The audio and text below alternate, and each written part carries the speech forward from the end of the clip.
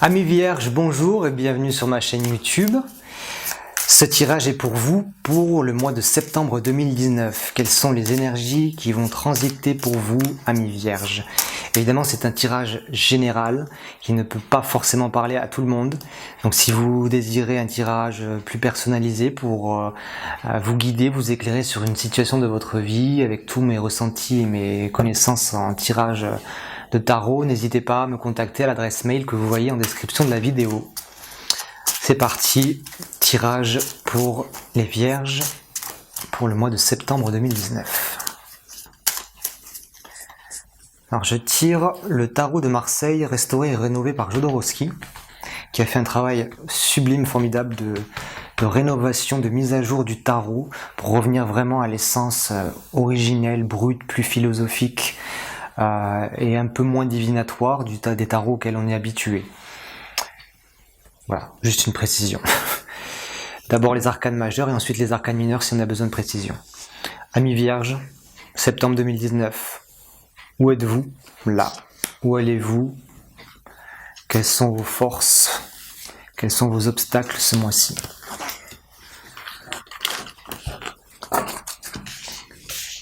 Alors. Ermite. Le mât. Oh. Oh. Donc. Vous êtes dans une situation d'ermite, de crise, de fin de cycle. L'ermite s'éloigne de quelque chose, l'ermite marche à reculons, contrairement à ce qu'on peut penser. Et il va s'exiler dans sa montagne, dans sa colline, où il veut, dans sa grotte, avec dans sa main tout ce qu'il connaît, tout ce qu'il a acquis comme connaissance sur Terre, dans la société.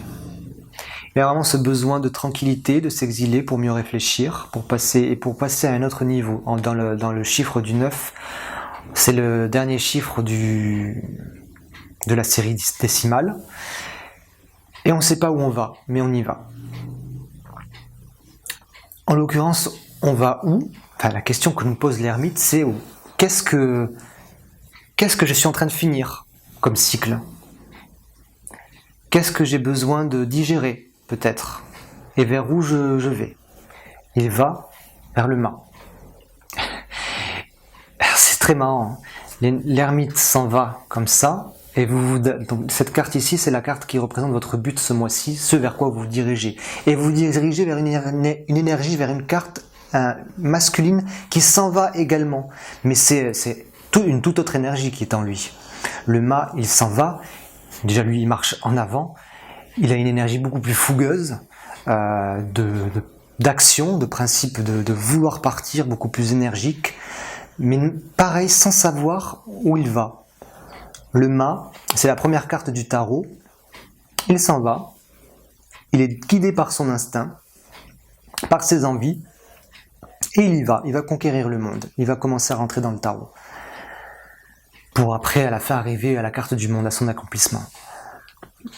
Mais il y a clairement là, vous voyez cette carte de fin, de neuf, de fin de cycle, et là vous vous dirigez vers un nouveau cycle, qui n'est même pas encore le 1, mais qui est juste l'énergie brute, primaire, dont vous avez besoin pour redémarrer quelque chose.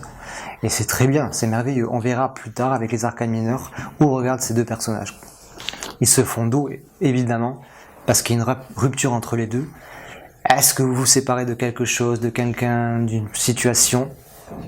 En tout cas, un nouveau départ complètement, on dirait qu'il s'est transformé, on dirait que c'est l'ermite qui s'est déguisé en arlequin, qui a pris une autre apparence et qui est quelqu'un de différent. Waouh, transformation totale. Votre force ce mois-ci pour vous aider dans votre cheminement, la lune, j'adore. La lune, c'est la carte de la réceptivité, de l'intuition, du rêve. On peut dire souvent que c'est la carte de l'illusion, mais on va pas parler de son côté négatif ici, puisqu'elle est en position de force. C'est votre force ce mois-ci, donc la lune. Allez chercher au fond de vous-même, dans votre imaginaire, toute cette beauté intuitive que vous avez au fond de vous, les vierges. vous allez puiser le homard qui représente un peu l'inconscient, les choses cachées dans votre inconscient, mais qui sont là, et qui regardent le soleil, qui ont besoin de la lumière du soleil pour être éclairés. Donc n'hésitez pas à invoquer, à faire attention à vos rêves, à votre intuition. De toute façon, c'est même pas un conseil, puisque c'est ce que vous ferez, c'est votre force. Vous êtes directement en lien avec votre instinct, votre imaginaire. Comme j'aime bien des fois le mât voir en lui un certain poète qui tire sa force justement de son imaginaire et qui s'en va conquérir le monde et faire ses belles actions artistiques. Vos obstacles ce mois-ci, la Maison Dieu et le Pape. Alors les obstacles ce mois-ci, c'est l'éclatement. Il y a une situation qui éclate. La Maison Dieu, typiquement, c'est quelque chose qui était à l'intérieur, qui éclate pour aller à l'extérieur. Dans ce cas-là, c'est un obstacle. C'est un obstacle. La Maison Dieu et le Pape. Vous voyez, c'est deux cartes assez avec une dimension assez religieuse.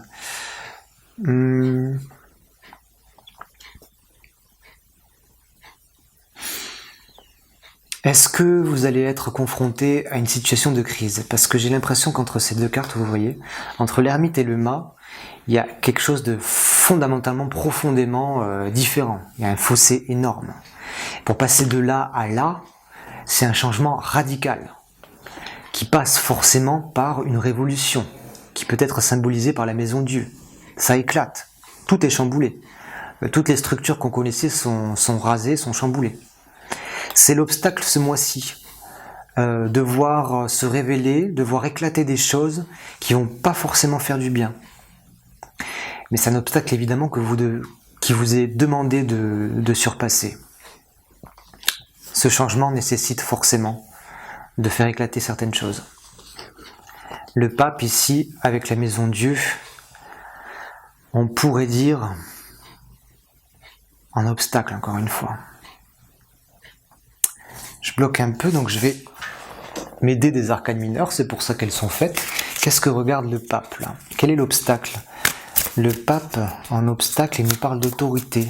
Peut-être, je ressens comme s'il y avait une figure paternelle ou d'un supérieur qui est là et dont vous voulez vous affranchir, vous séparer peut-être, mais qui est trop présent.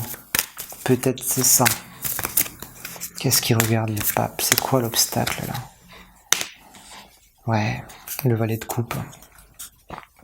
Oui, on nous parle du domaine émotionnel. On y va pas. Le valet de coupe, typiquement, il est dans l'hésitation au niveau sentimental. J'y vais pas, qu'est-ce que je fais?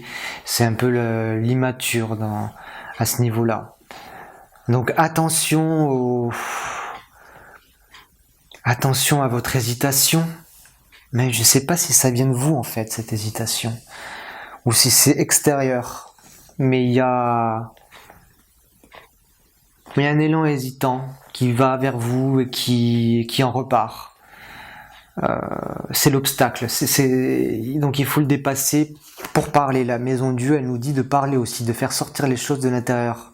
Donc de communiquer, de dire les choses pour débloquer cette situation de ce Pape qui regarde ce petit garçon là, comme s'il allait l'enseigner, lui apprendre quelque chose. Faut l'aider à faire son choix, mais le valet de coupe il fait pas son choix. Bon. L'ermite, je vais tirer d'autres cartes. L'ermite, il s'éloigne de quoi? L'ermite, hop. Il s'éloigne du 5 de denier. Il s'éloigne de la tentation. C'est exactement ça. Le 5, c'est l'idée de la tentation au niveau matériel, physique. Est-ce que vous êtes tenté par des choses un peu trop terre à terre ou par des fêtes ou une prise de risque à un niveau financier? Est-ce que vous vous éloignez de ça? De toute façon, l'ermite s'éloigne de ça. Il a besoin de prendre recul de ce monde-là, de toutes ces tentations un peu douteuses pour Et c'est une très bonne chose parce que je sais que astrologiquement ce mois-ci, on a Neptune qui est en opposition à Vénus et au Soleil en début de mois, qui nous disent vraiment attention aux illusions, attention aux choses qui peuvent paraître trop belles pour être vraies. Donc vous allez suivre ce conseil, c'est très bien. Le mât, où est-ce qu'il va? Où est-ce que vous allez avec votre énergie primaire d'action? On ne sait pas où on va, mais on y va. Justement, où on va? On va vers le 7 d'épée. Le 7 d'épée, c'est... le 7, c'est le domaine de l'intellect, des pensées, des décisions, des discussions. Dans le 7, on est ce qu'on apporte. Le 7, c'est vraiment le chiffre qui apporte au monde quelque chose. On est dans l'altruisme. Donc le 7 d'épée, c'est des belles conversations enrichissantes. C'est la communication, de nouvelles idées, ce qu'on apporte au monde, par notre verbe, par notre pensée, par notre intellect. Donc d'une manière ou d'une autre, c'est votre désir d'aller à la rencontre du monde. Vous quittez le monde, et finalement, après, votre but de ce mois-ci, c'est d'en repartir avec de nouveaux outils verbiaux ou de communication. Voilà, j'espère que ce tirage vous convient. Une dernière carte, message global général. Voilà, quelque chose à la caméra. Ça tourne. Du tarot Osho. J'aime bien tirer une seule carte de ce tarot. Pas encore. Ça veut parler aujourd'hui. J'aime bien tirer une seule carte de ce tarot Osho parce que chaque carte a vraiment un message assez complet et fort qui nous est délivré dans un petit livret. Je vais vous le lire après. Donc une carte du tarot Osho pour mes amis vierges pour septembre 2019. Oh, oui, celle-là. Allez. L'expérience de l'existence. L'expérience de l'existence. Très joli. Alors. Si vous n'avez pas entendu le murmure de la nature ces derniers temps, le moment est venu de l'écouter. Une belle carte de recentrage sur soi, une belle carte automnale aussi. Pour ce mois de septembre, le 23, il y aura l'équinoxe d'automne, un moment merveilleux pour se rapprocher de la nature, pour l'écouter. Donc c'est un joli appel à faire ça, amis vierges. En lien avec votre tirage, on nous dit finalement que les choses, parce que dans votre cheminement, il y a quelque chose d'assez brutal, de radical, un changement, on passe de l'ermite au mât, il y a un fossé, il y a comme une rupture, un effondrement, pour passer d'un état à l'autre. La carte de l'expérience de l'existence nous rappelle que dans la nature, rien ne se fait de façon aussi radicale. Comme il est dit, la nature ne bat pas de tambour lorsqu'elle produit ses fleurs et ne sonne pas le glas au moment de l'automne. J'adore, c'est tellement poétique et c'est tellement vrai. L'automne n'arrive pas d'un seul coup, c'est très progressif. Les feuilles tombent peu à peu. J'aime bien dire que l'automne c'est un deuxième printemps parce que c'est vraiment une belle énergie de petite mort pour une renaissance. Et c'est tout le mal que je vous souhaite. Une belle renaissance, un bel automne, une belle rentrée, une belle équinoxe à vous. J'espère que ce tirage vous a plu. Encore une fois, si vous désirez un tirage plus personnalisé, plus en lien avec vous, avec ce que vous êtes en train de vivre, contactez-moi à l'adresse mail qui est dans le descriptif de la vidéo. Abonnez-vous à ma chaîne pour voir les prochains tirages pour les prochains mois. Merci. Très bel automne, très bel équinoxe, de belles énergies. À très vite.